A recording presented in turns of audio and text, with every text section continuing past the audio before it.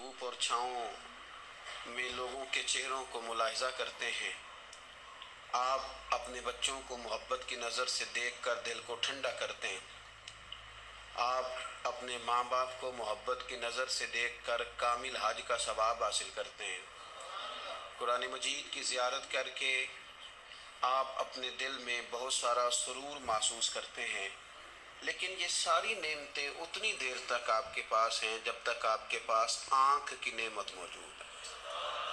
اگر یہ رخصت ہو جاتی ہے نا، اگرچہ اتنی ساری نعمتوں میں یہ ایک نعمت ہے، لیکن آپ آنکھ نہیں ہے تو آپ کو تو اپنوں کا احساس بھی نہیں، آپ تو اپنوں کے چہرے بھی دیکھ نہیں پائے۔ کوئی بھی نعمت جو آپ کے پاس ہے، آپ کبھی محسوس کریں کہ اگر اس نعمت کا وجود ہمارے پاس نہ ہوتا تو ہماری کیفیت کیا ہوتی۔ یہ سانس ہے، ہم دو دفعہ سانس کا استعمال کرتے ہیں، ایک دفعہ اندر جاتی ہے اور ایک دفعہ باہر آتی ہے۔ اگر اندر نہ جائے تو بھی مسئلہ ہے، چلی گئی ہے لوٹ کر باہر نہ آئے تو بھی بہت بڑی مشکل ہے۔ تو اس کا اندر اور باہر جانا یہ زندگی کا احساس ہے۔ اگر کبھی سانس اکھڑنے لگے اور آپ کے سینے میں آپ کی سانس اٹکنے لگے تو ایک بہت بڑی تشویش ہے، ایک بہت بڑی آکسیجن ہے، پوری طرح سے انسان کو قید کر دیا جاتا ہے، اور وہ کہتا ہے کہ میرا تو سارا وجود سلامت ہے، ہاتھ کام کر رہے ہیں، پیر کام کر رہے ہیں، آنکھیں کام کر رہی ہیں، زبان کام کر رہی ہے، سب کچھ ٹھیک ہے، صرف سانس اکھڑ گئی ہے۔ تو انسان محسوس کرتا ہے کہ یہ ساری چیزیں سلامت ہونے کے باوجود میرے کسی کام کی نہیں۔ آپ کے پاس جتنی بھی نعمتیں ہیں ان کو اگر آپ شمار کریں تو کبھی آپ کہیں گے کہ ساری نعمتوں میں آنکھ زیادہ ضروری ہے، کبھی کہیں گے کان زیادہ ضروری ہے، کبھی کہیں گے زبان زیادہ ضروری ہے، کبھی کہیں گے دل زیادہ ضروری ہے، کبھی کہیں گے روح زیادہ ضروری ہے، لیکن میں آپ سے عرض کروں ان ساری چیزوں کے بغیر گزارا ہو سکتا ہے، رسول کائنات کی غلامی کے بغیر گزارا نہیں ہو سکتا۔ کیوں؟ اس لیے کہ اگر حضور کی شفقت نہ ہو، نبی پاک علیہ السلام کی رحمت نہ ہو، وہ ابن القیم نے ایک جگہ پہ کہا تھا کہ یہ حضور نے ہمیں انسان بنایا ہے، یہ نبی پاک علیہ السلام نے انسانیت کے اسباق بڑھائے ہیں، اخلاقی رویے کیا ہوتے ہیں حضور نے بتلائے ہیں، اگر حضور کا کرم نہ ہوتا تو انسان ایک دوسرے کو کاٹ کے کھاتا۔ یہ حضور نے بتلایا ہے کہ تم نے کس طرح زندگی کو گزارنا ہے۔ محبوب کریم علیہ السلام کا وجود نور ایک ایسی چیز ہے کہ اگر وہ کائنات سے معاذ اللہ سائڈ پہ کر دیا جائے تو اس کائنات کا قائم رہنا کسی صورت بھی ممکن ہے ہی نہیں۔ اسی لیے تو اقبال نے کہا تھا کہ ہو نہ یہ پھول تو بلبل کا ترنم بھی نہ ہو، چمن دہر میں کلیوں کا تبسم بھی نہ ہو نہ یہ ساقی تو پھر میں بھی نہ ہو، خم بھی نہ ہو، اور بزم توحید بھی دنیا میں نہ ہو، تم بھی نہ ہو۔ وہ بڑی بات کہہ گئے ہیں، میں نے بھی اس کو کوئی نہیں کھولنا، کہتے ہیں بزم توحید بھی دنیا میں نہ ہو، تم بھی نہ ہو، خیمہ افلاق کا استادہ اسی نام سے ہے، اور نبض ہستی تپش آمادہ اسی نام سے ہے۔ تو اقبال پھر ہمیں کرنا کیا ہے؟ کہنے لگے کرنا آپ کو یہ ہے کہ قوت عشق سے ہر پست کو بالا کر دے اور دہر میں اسم محمد سے اجالا کر دے، یہ کرنے کا کام ہے۔ اس رستے پہ آپ چل پڑیں میرے بھائی۔ پہلی امتوں کے آپ تذکرے پڑھ لیں، کتابوں میں موجود ہیں، سورہ آراف کو دیکھ لیں، اس میں بہت ساری چیزوں کا تذکرہ کر دیا گیا ہے، اور بھی قرآن مجید کی بے شمار صورتیں ہیں، آپ ان کو دیکھ لیں، اس پر غور کر لیں۔ جب قومیں نہیں مانتی تھی، انکار کرتی تھی، تو اللہ تبارک و تعالیٰ انہیں تباہ کر دیتا تھا۔ بات نہیں مانی، ختم ہو گئی۔ ایک مقصد ہے نا جس کے لیے کسی چیز کو بنایا گیا، تو مقصد تخلیق انسانیت کیا ہے کہ وما خلقت الجن والانس الا لیعبدون، جنوں اور انسانوں کو اللہ نے اپنی عبادت کے لیے پیدا کیا، اور ان کو جب عبادت کی دعوت دی گئی، جب انہیں پیغام دیا گیا اللہ تعالیٰ کی توحید کا، انہوں نے نہیں مانا، تو جس مقصد کے لیے بنایا تھا جب اس طرف ہی نہیں آئے۔ یہ پنکھا لگایا جاتا نا ہوا کے لیے، تو اگر پنکھا ہوا نہ دے تو اس کا کوئی چھت پہ کام ہے؟ اس کو اتار کے تو آپ سکریپ والے کے پاس بھیج دیں گے، بھی ختم ہو گئی بات۔ تو مقصد جو تھا نا، اللہ کی عبادت تھی، تو جب قومیں اللہ کی عبادت کی طرف نہیں آئیں تو اللہ نے انہیں تباہ کر دیا اور صفحہ ہستی سے مٹا دیا۔ اللہ تعالیٰ کے پیارے محبوب علیہ السلام نے کفار مکہ کو، قریش کو، عالم عرب کو، عالم انسانیت کو دعوت دی، وداعیا الی اللہ باذنہ وسراجا منیرا۔ اس منصب پر فائز ہو کر حضور نے دعوت دی۔ جب انہوں نے دعوت کا انکار کیا، حضور نے انہیں عذاب سے ڈرایا، اللہ کے عذاب سے، چونکہ حضور نذیر ہیں۔ انہوں نے یہ کہا کہ اگر آپ کہتے ہیں نا کہ ہم پر عذاب آئے گا تو پھر آپ وہ عذاب لے آئیں، ہم پہ آئے۔ جب کوئی آدمی منہ سے تباہی مانگے، جب کوئی شخص اپنے منہ سے یہ کہے کہ کر لیں جو ہوتا ہے معاذ اللہ، تو اگر تو سامنے والا کمزور ہو تو شاید وہ کچھ نہ کر سکے، لیکن یاد رکھنا کئی دفعہ کمزور ہوتا ہے تو کچھ نہیں کرتا، تو کئی دفعہ مہربان بڑا ہوتا ہے، رحمان اور رحیم کئی دفعہ کرم نوازی کرتا ہے۔ جب انہوں نے کہا نا کہ لائیں وہ عذاب ہے محبوب جس کا آپ وعدہ کرتے ہیں، تو اللہ نے کیا فرمایا؟ فرمایا وَمَا كَانَ اللَّهُ لِيُعَذِّبَهُمْ وَأَنْتَ فِيهِمْ۔ محبوب رب کی یہ شان ہی نہیں کہ انہیں عذاب دے، کیوں؟ اس لیے کہ آپ ان کے درمیان موجود ہیں۔ اے محبوب علیہ السلام، اللہ کی یہ شان نہیں کہ انہیں عذاب دے اس حال میں کہ آپ ان کے درمیان موجود ہیں۔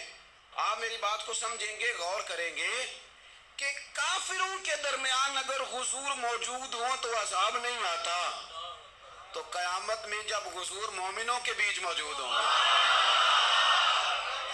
مجھے کہہ لینے دو نا کہ اساں جہاں گناہیاں دا جدوں اعمال نامہ فرول ہوئے، پھر ذرے ذرے نے سامنے آ جانے، جو جو منہ تھی بولیا بول ہوئے، اساں بھی کول حضور دے بیٹھ رہنے، لکھ عمل ترکڑی تول ہوئے، او دے کولوں بھی رب نے حساب لینا ہے جیڑا بیٹھا ہی محمد دے کول ہو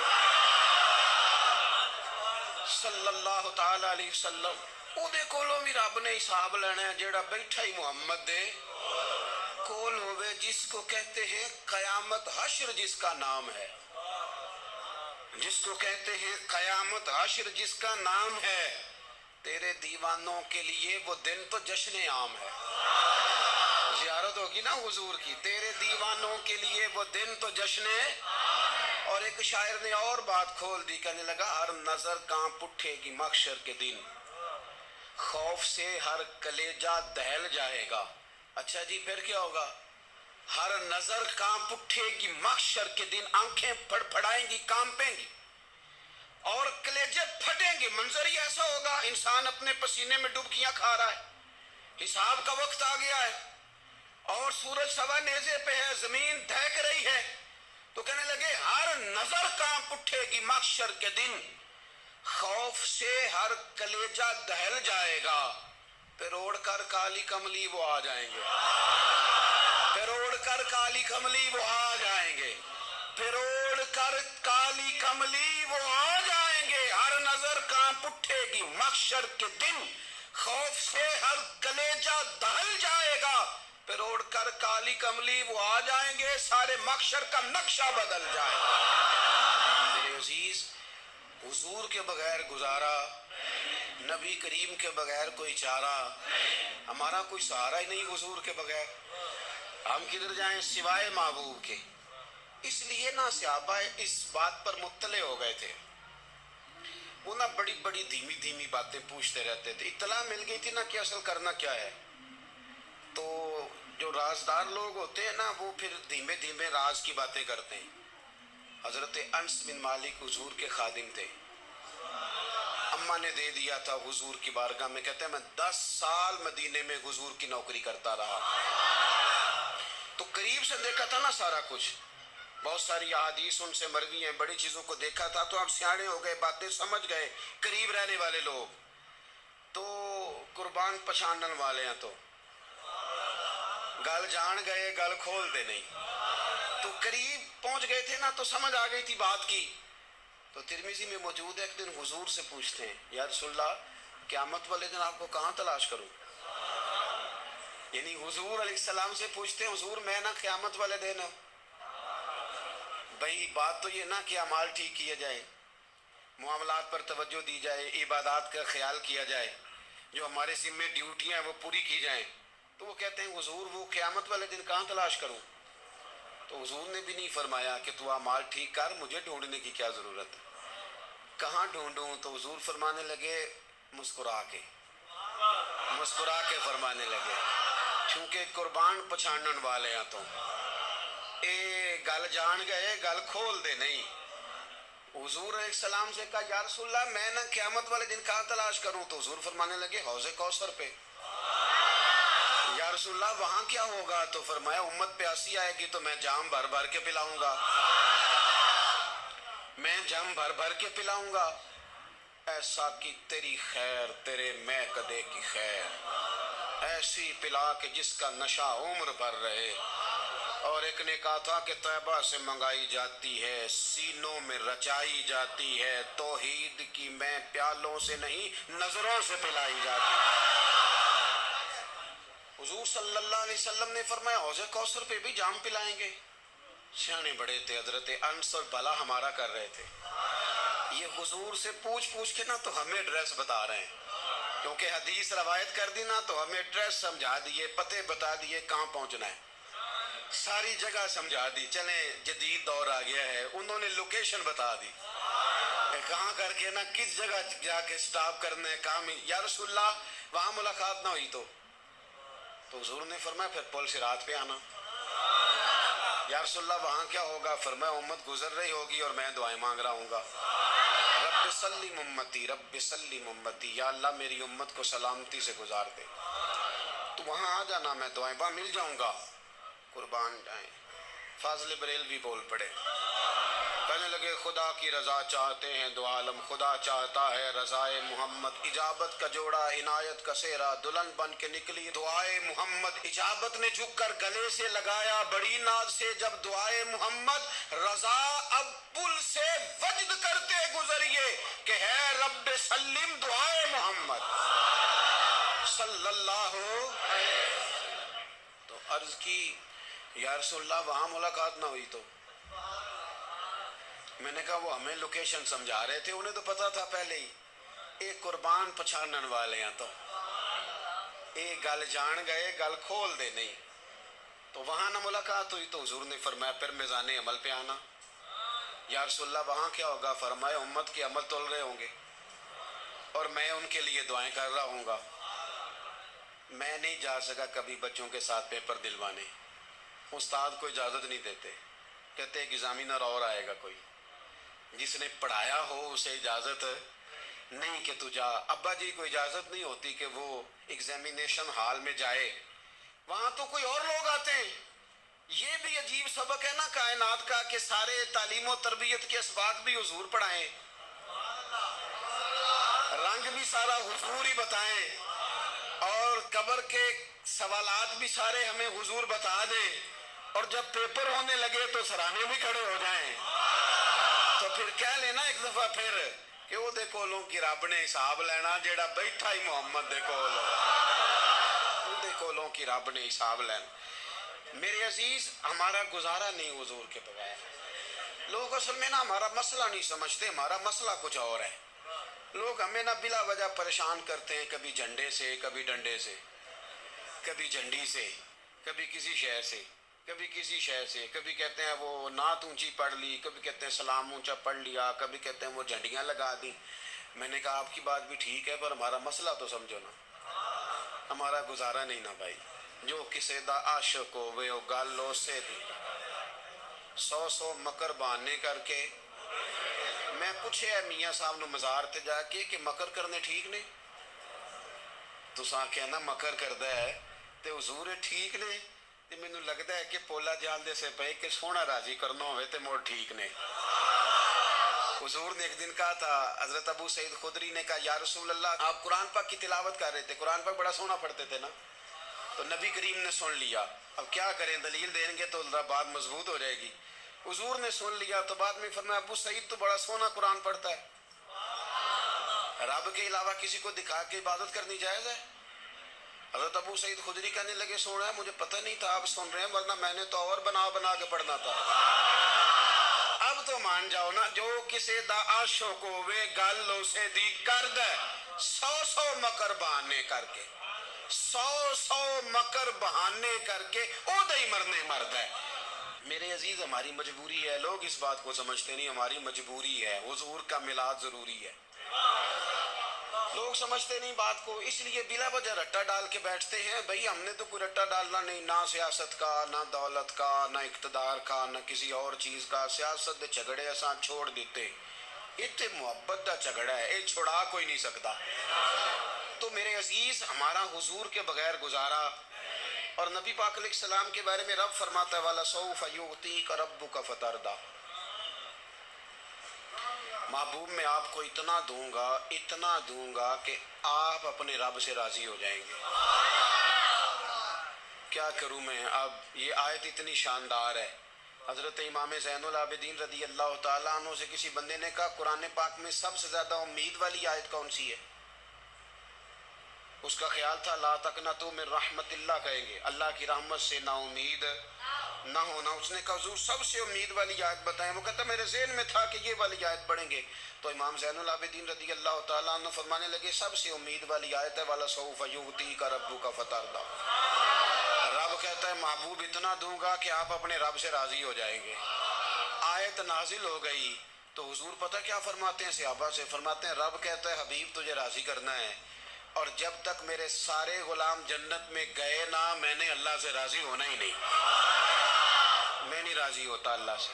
سارے جائیں گے تو تب تو میں تو کہتا ہی رہوں گا نا قربان پچھانن والے آتا، او گل جان گئے پر گل کھول دے، وہ گل کھول دے نہیں، پتہ چل گیا بات کا۔ حضور کے بغیر گزارا، حضور کے بغیر کوئی چارہ ہی نہیں۔ اور خود حضور کیا فرماتے، یہ سنن ابن ماجہ ہے، میرے رسول پاک صلی اللہ تعالیٰ علیہ وسلم ارشاد فرماتے ہیں، حدیث کے راوی حضرت ابو موسیٰ اشعری رضی اللہ تعالیٰ عنہ، حضور فرماتے ہیں کہ اللہ نے مجھے اختیار دیا۔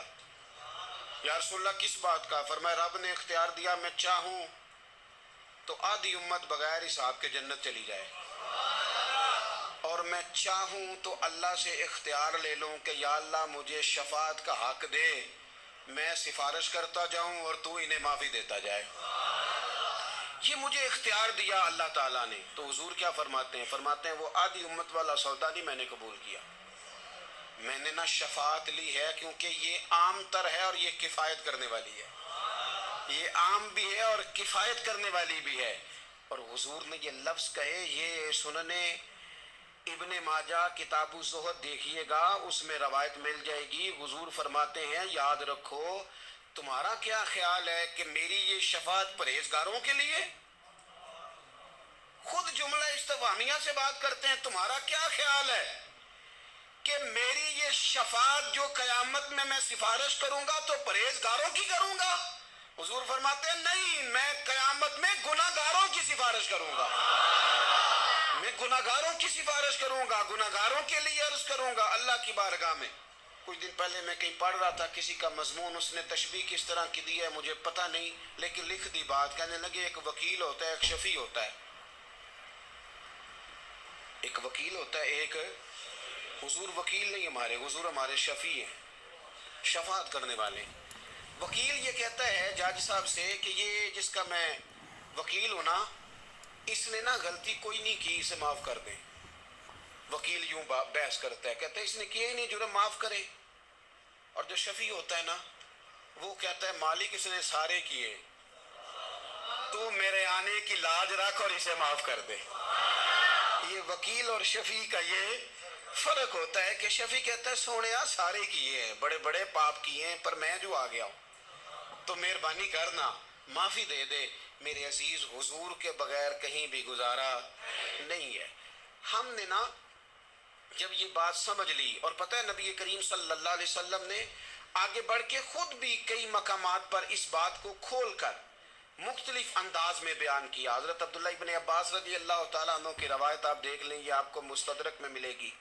حضور صلی اللہ علیہ وسلم فرماتے ہیں قیامت کے دن اللہ تعالیٰ انبیاء کے لیے نور کے ممبر بچھائے گا، ہر نبی ممبر پہ بیٹھ جائے گا، ہر پیغمبر علیہ السلام اپنے ممبر پہ جلوہ فروز ہو جائیں گے، ہر پیغمبر۔